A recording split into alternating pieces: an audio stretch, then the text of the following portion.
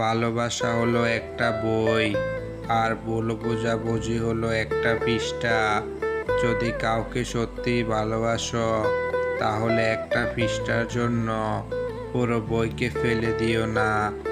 মা ও স্ত্রী দুজনকেই অধিক সম্মান ও ভালোবাসা দাও, কারণ একজন তোমায় পৃথিবীতে এনেছে, আর অন্যজন তোমার জন্য পৃথিবীর সব আপনজন মানুষকে ছেড়ে তোমার কাছে এসেছে।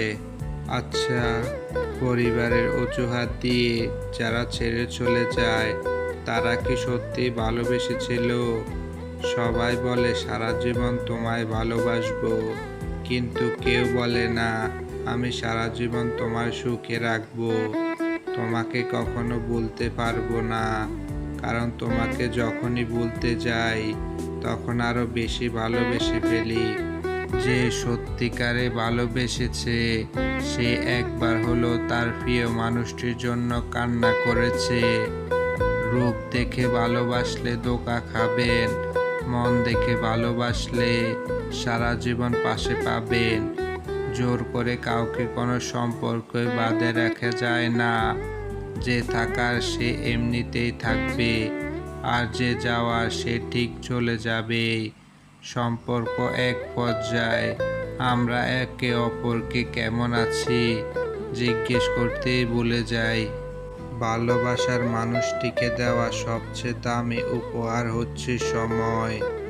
শরীরের ভালোবাসা একদিন ঠিক চলে যাবে, কিন্তু মনের ভালোবাসা চিরদিন থেকে যাবে।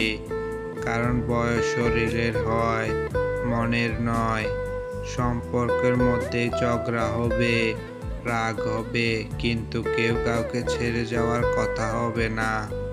ভালোবাসা এমন একটা জিনিস, সম্পর্ক শেষ হয়ে গেলেও অনুভূতিগুলো শেষ হয় না, স্মৃতি হয়ে রয়ে যায় বারবার কষ্ট দেওয়ার জন্য। দিন দিন তোর প্রতি ভালোবাসাটা বেড়েই চলছে, আর সাথে তোকে হারানোর ভয়টাও। যে বলতো তোমাকে ছাড়া আমি অচল, সে আজ অন্যকে নিয়ে খুব সচল। যাকে পাবো না, তাকে নিয়ে স্বপ্ন দেখে নিজেকে কষ্ট দেওয়া ছাড়া আর কিছুই না। রোজ তোর সাথে আমি ইচ্ছে করেই ঝগড়া করি, যাতে রোজ বেশি সময় পাই তোর সাথে কথা বলার। হাত ধরাটা সহজ, কিন্তু ধরে রাখাটা খুব কঠিন।